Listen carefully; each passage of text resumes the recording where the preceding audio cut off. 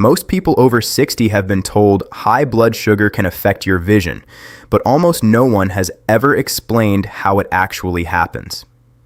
Now, I want you to do something for me right now before we go any further.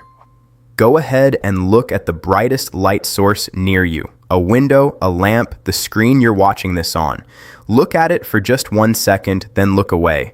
Notice anything? Faint blur around the edges, a strange halo, a moment where your eyes took just a little too long to adjust?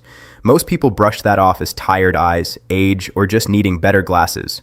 But what if I told you that for millions of people over 60, that small moment of visual disturbance isn't about your eyes at all?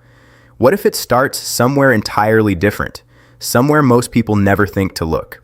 I'm Dr. David, and in my years of working with older adults, I have seen one health issue quietly rob people of their independence more than almost anything else. Not heart disease, not arthritis, vision loss, and not the kind from genetics or normal aging. I'm talking about vision loss that is directly driven by blood sugar, the kind that creeps in slowly, silently, and by the time most people realize what's happening, the damage is already deep. Today, I want to walk you through the 5 stages of how this happens. I want to show you what the research tells us, what I've seen in practice, and most importantly, what you can do about it right now, starting tonight. But first, if you have diabetes and you've already been told your vision is at risk, if you are currently under treatment for diabetic eye disease, please continue working closely with your doctor. What I'm sharing today is educational and supportive. It is not a replacement for professional medical care. If you ever notice a sudden loss of vision, flashing lights, or a dark curtain appearing across your field of sight, stop what you are doing and seek emergency medical attention immediately. Those are warning signs of a true emergency. What I'm talking about today is the slower, quieter process, the one most people don't even know is happening until it's already advanced. Now, let's talk about what's really going on. After 60, your body changes in ways that the medical system often fails to adequately explain. Your metabolism slows. Your cells become less responsive to insulin. Your ability to regulate blood sugar becomes less efficient. This isn't a moral failing. It isn't a punishment for living a certain way. It is biology. But it is biology with consequences that deserve your full attention. The eye is one of the most vascular organs in the human body.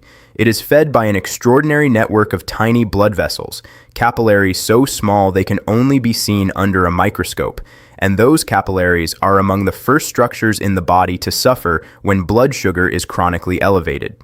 This is not a theory. This is medical fact documented extensively by ophthalmologists, endocrinologists, and researchers around the world. The condition is called diabetic retinopathy, and it exists on a spectrum, a 5-stage progression that most people have never heard described in plain language. So let me describe it to you now, not in medical jargon, in the kind of language a doctor uses when he's sitting across from someone he actually cares about. Stage 1 is what doctors call mild, non-proliferative retinopathy. This is where everything begins. Your blood sugar has been elevated, maybe for years, maybe chronically elevated, maybe with unpredictable spikes after meals. And that excess glucose begins to act like a slow, corrosive chemical on the walls of those tiny capillaries feeding your retina. The capillary walls weaken. Small balloon-like bulges appear. These are called microaneurysms. At this stage, you feel nothing. You see nothing different. Your routine eye exam may not even catch it unless your doctor is specifically looking for it with the right equipment. This is what makes stage 1 so dangerous. There are no symptoms, no warning bells, just silent damage accumulating in the most delicate tissue of your eye. Stage 2 brings what's called mild to moderate non-proliferative retinopathy. Now those weakened vessels start to leak. Fluid, lipids, and occasionally small amounts of blood begin seeping into the retinal tissue. Your retina, the light-sensitive layer at the back of your eye responsible for everything you see, is being infiltrated by materials that don't belong there. Some people begin to notice mild visual disturbances at this stage. Things look slightly washed out. Reading small text feels harder. Colors may seem less vivid than they used to be. But here's the trap. Most people over 60 attribute these changes to normal aging, not to a metabolic process that is actively damaging their vision. So they wait. They adapt. They buy stronger reading glasses, and the damage continues. Stage 3 is severe non-proliferative retinopathy. More blood vessels are now blocked. The retina, starved of the oxygen those vessels were supposed to deliver, sends out chemical signals, a kind of desperate biological SOS. It is essentially telling the body, I need more blood supply. Please grow me new vessels. And the body, trying to help, begins to do exactly that. But this response, called neovascularization, is where things go from serious to dangerous. And this is the moment I need to stop and speak to you directly, because what I'm about to say may be the most important thing you hear today. Most people think vision loss after 60 is just aging. They accept it. They get stronger glasses and move on. But what I've seen in practice tells a completely different story. The real culprit, the one hiding in plain sight, is blood sugar, not just in people with a diabetes diagnosis. In people who have never been told anything is wrong, in people whose fasting glucose looks acceptable on a standard lab report, but whose blood sugar spikes dangerously after every meal, every day, quietly burning through the walls of those tiny vessels feeding the retina. I've had patients at stage 2 and stage 3 of retinal damage who had no idea their blood sugar was doing this to them. They blamed their eyes, they blamed their age, they were blaming the wrong thing entirely. The eye is not failing you. The blood sugar environment your eye is living in, that is what's failing you. And here is what changes everything. When you address the blood sugar, you change that environment. You remove the corrosive pressure on those capillary walls. You give the retina a fighting chance to stop the progression, and in early stages, sometimes even to recover ground that seemed lost. That connection, blood sugar to vision, is real. It is documented, and it is something you can act on. There is a natural, structured method specifically designed to support healthy blood sugar from the inside out, targeting the exact biological mechanism that puts your vision at risk. You will find it in the first link in the description of this video. I want you to go there today, not this weekend, today, because every single day that your blood sugar continues unchecked is another day those retinal vessels are under attack. The damage does not wait for you to feel ready. It does not give warnings before it crosses into irreversible territory. You are not powerless here, but the window to act with full effect is open right now, and it will not stay open forever. Click that link. Read what is there. Your vision is worth far more than the 2 minutes it takes to look. Now back to where we were. Stage 4 is proliferative retinopathy. And this is the turning point where things can change rapidly. The new blood vessels that grew in response to the retina's distress signal, they are fragile. They are poorly formed. They bleed easily. When they leak blood into the vitreous, the gel-like substance that fills the interior of your eye, you get a sudden haze, floaters, or even a dramatic loss of vision in the affected area. Some people describe it as looking through red-tinted water. Others wake up one morning and feel like someone pulled a curtain partway across their field of sight. This is a medical emergency. This is not something to call your doctor about next week. But the reason I'm telling you about stage 4 is not to describe an emergency. It's to show you what stage 1, 2, and 3 are quietly building toward if nothing changes. Stage 5 is advanced diabetic eye disease, the stage that can lead to complete irreversible vision loss. The bleeding, the scar tissue, the detachment of the retina from the back of the eye. This is what the early stages were always leading to, undetected, untreated, misunderstood. And I tell you this not to fill you with dread, but to make sure you understand one absolutely critical truth. This is not inevitable. Not if you catch it early. Not if you understand what's driving it. Not if you take the biology seriously. Now I want to take a moment and ask you something personal. When was the last time you had a comprehensive dilated eye exam? Not just a prescription check, a full dilation where a doctor looks at the back of your eye? If you are over 60 and managing blood sugar issues, the American Academy of Ophthalmology recommends a dilated exam annually. Many people I've spoken with haven't had one in years. Some have never had one. And yet this one simple test can detect the earliest signs of retinal damage. At stage 1, when intervention still has the most power. I also want to talk about the biological mechanism that connects blood sugar to your vision, because understanding this changes the way you think about what's on your plate and what your body is doing all night while you sleep. When blood sugar is chronically elevated, it triggers a cascade of processes that affect the blood vessel walls throughout your entire body. But the retinal capillaries, because of their small diameter and their lack of protective mechanisms that larger vessels have, are among the most vulnerable. Elevated glucose leads to oxidative stress. Think of it as internal rust. It generates compounds called advanced glycation end products, which are essentially proteins and fats that become chemically altered by excess sugar.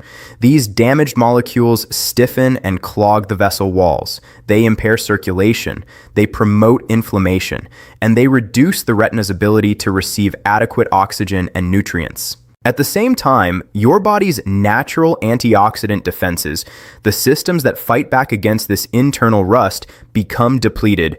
Glutathione, lutein, zeaxanthin, vitamin C and E, zinc, these are nutrients that play documented roles in protecting retinal tissue, and they are exactly the nutrients that become inadequate in a high-sugar metabolic environment. Your body is consuming them faster than most diets can replace them. This is not a hypothesis. The relationship between oxidative stress, nutrient depletion, and retinal health is a well-established area of ongoing research in both ophthalmology and nutritional medicine. If you're still with me right now, I want to ask you to do 3 things. Subscribe to this channel if you haven't already. Click like so that this information reaches more people who need it. And I want you to drop a comment below. Tell me how old you are and where you're watching from. Are you watching from Texas, from Florida, from New York? Are you 65, 70, 80? Tell me in the comments below. Your response genuinely matters to me. Now, let me tell you about some things you can actually do, starting today. The first thing I want to address is meal sequencing, because the order in which you eat your food has a measurable impact on your post-meal blood sugar response.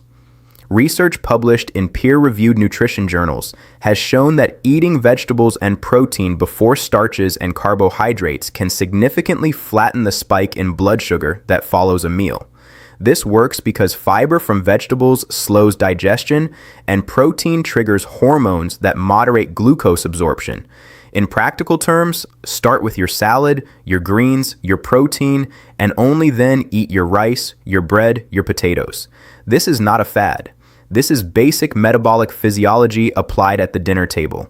The second thing I want you to think about is what happens after you eat. Sitting down immediately after a large meal allows blood sugar to peak higher and stay elevated longer. A short walk, even 10 to 15 minutes, activates muscle glucose uptake in a way that doesn't require insulin. Your muscles, when working, can pull glucose directly out of the bloodstream. This one habit, consistently applied, can meaningfully improve your average blood sugar levels over time. I'm not asking you to run a marathon. I'm asking you to walk around the block after dinner. The third thing has to do with what you consume in the morning. Many people over 60 skip breakfast or start the day with something sweet: juice, cereal, pastries. This sets up a blood sugar pattern that can affect your entire day, including the tissues in your eyes. Starting with a protein-rich breakfast, eggs, Greek yogurt, nuts, can anchor your blood sugar for hours. And hydration before your first meal can also help support vascular function in general. Now, here is something I want you to try at home. For the next 3 days, keep a simple log. Write down what you eat and note whether in the following hour or 2 you feel foggy, tired, or notice any visual changes. Blurriness, eye fatigue, sensitivity to light. You may be surprised at the patterns you find. Blood sugar fluctuations have real, perceptible effects on vision, even before structural damage begins, because the lens of the eye is sensitive to changes in fluid balance that glucose affects. This isn't something most doctors explain clearly, but it's real. And recognizing your personal pattern is the first step toward changing it. Nutrition also plays a role in the specific nutrients your retina needs.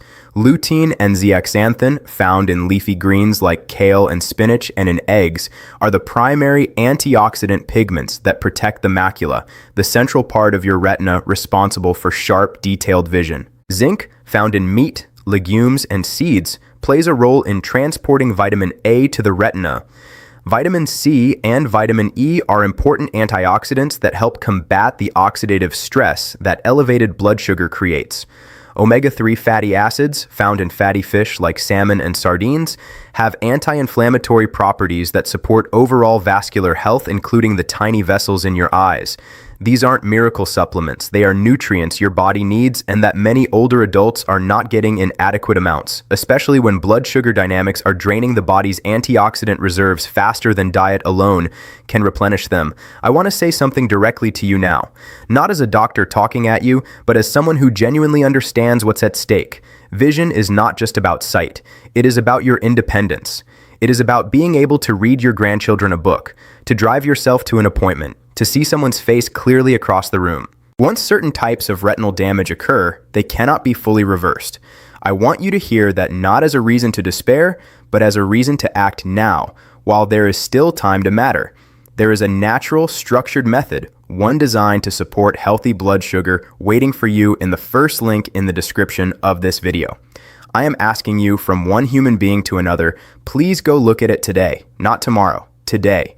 Because the window for effective prevention is open right now, and every day that passes is a day your retinal vessels face the same internal environment that got you here. Don't let fear of what you might find stop you from finding out. Go to that link. Read what's there. Give yourself the real chance your vision deserves. I also want to mention something that's easy to overlook: sleep. Overnight sleep is not passive. It is an active repair period for your entire body, including your vascular system. Growth hormone, released during deep sleep, supports tissue regeneration. Your blood pressure naturally drops during sleep, reducing stress on blood vessel walls. Inflammatory markers that peak during waking hours tend to recede with adequate rest. If you are not getting 7 to 8 hours of quality sleep, you are shortchanging your body's ability to repair the very tissues we've been discussing. And one more thing: stress. Chronic psychological stress elevates cortisol, which in turn raises blood sugar. This is not a metaphor. It is a documented hormonal pathway. Finding ways to reduce your daily stress load, whether through mindfulness, connection with others, time outdoors, prayer, or whatever brings you genuine peace, is not a soft self-care suggestion. It is metabolic medicine. Before I close, I want to remind you, if you're finding value in this channel, please take a moment to subscribe. I create this content specifically for people over 60 who deserve honest, clear, compassionate health information, without fear-mongering and without empty promises. There is so much information out there about blood sugar that is either oversimplified, commercially driven, or simply inaccurate. My goal is to be different, to be the doctor you can trust, to give you what I would give a family member sitting in front of me. Here is what I want you to do tonight. Start with dinner. Eat your vegetables first. Walk for 10 minutes afterward. Drink a full glass of water before bed. And tomorrow morning, write down how you feel, your energy, your clarity, any visual sensations you noticed. Begin building your personal picture of how your body is responding to what you feed it. And please, go look at that first link in the description. Not because I tell you to, but because your vision is worth protecting.